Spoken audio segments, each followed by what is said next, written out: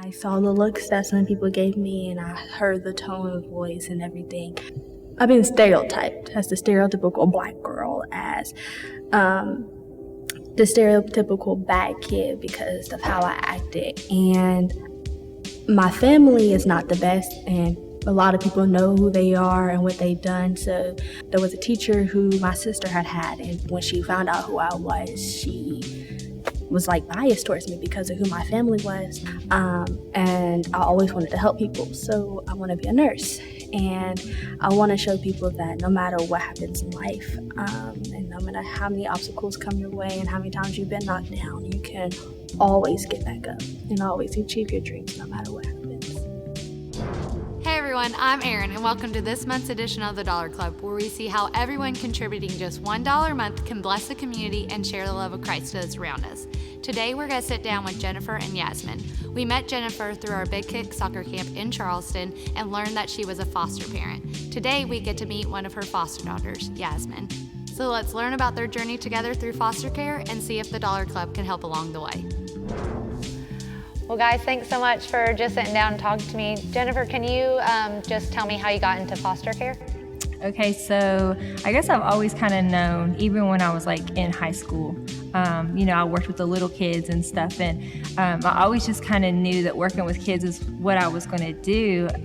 It led me to the community centers where I was working, and then from the community centers, I was just like, nope, this still isn't enough. Like there was still something like drawing me to do more. And a lady came in one day and she had flyers and she was like, hey, can I put these up in the building? And I was like, what are they for? And she said, how to become a foster parent. And I was like, come in here. So we went that day, and from there it was, I started immediately. I just knew it. Just when it hits you, like you just know. So I started the process like the next week.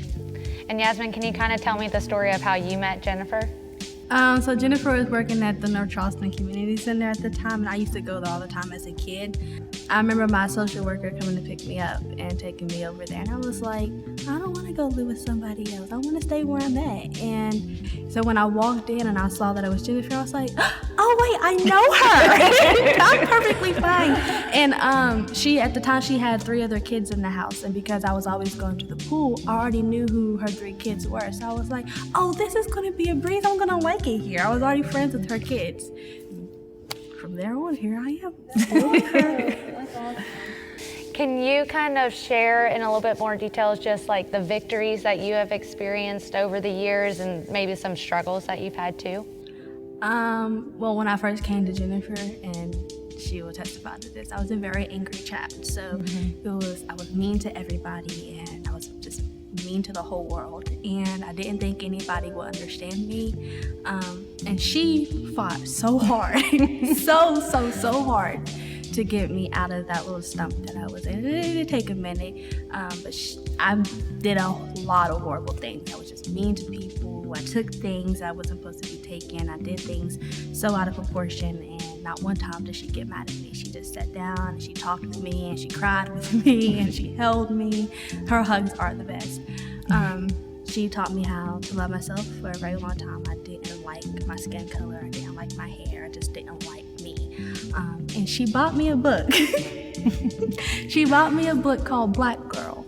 And all through the book is all these well-accomplished female, Black or African-American females, and they're all telling their stories in there.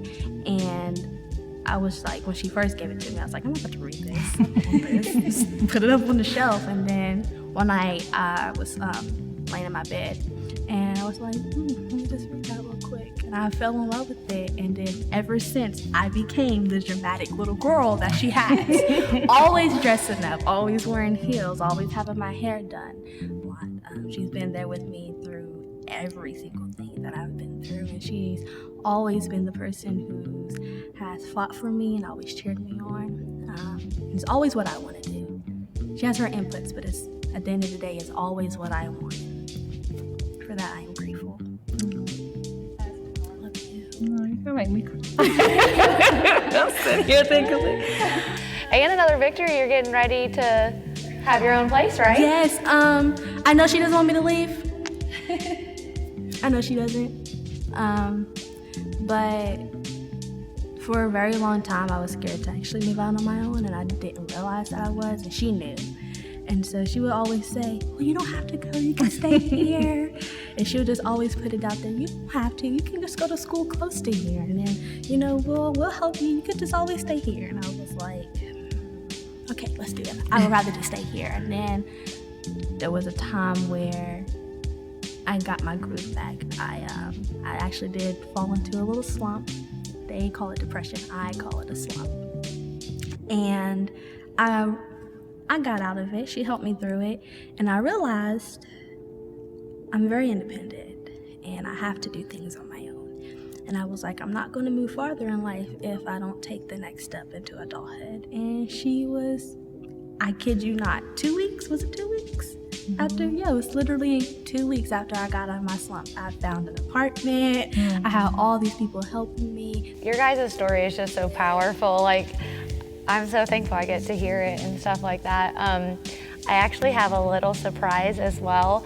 At River Ridge, we do this thing called the Dollar Club, where we just ask everyone once a month just to throw in an extra $1. We find just a story to hear or need or a blessing that we can be in the community.